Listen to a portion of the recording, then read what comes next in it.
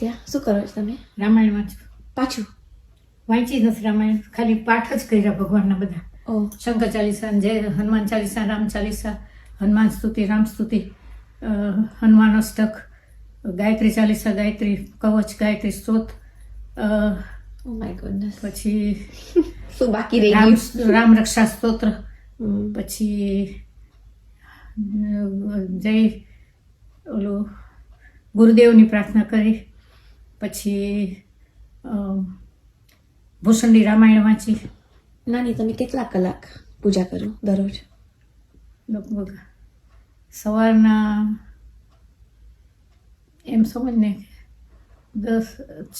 4 કલાક તો સાચી છે, ઓછામાં ઓછી.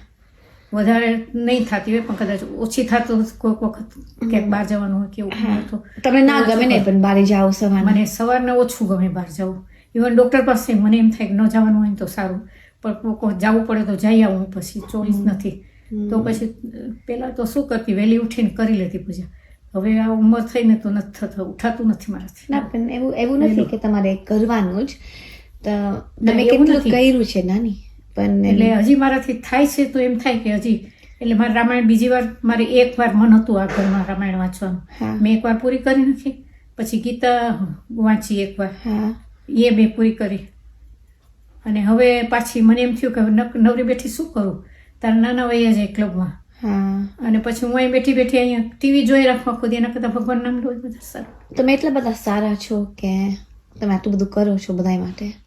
મને એમ થાય આપણાથી ભગવાનને મનાવીએ. હમ. ભગવાન કે મને યાદ કરે, હું એને યાદ કરું, એવું છે. કેવું ને.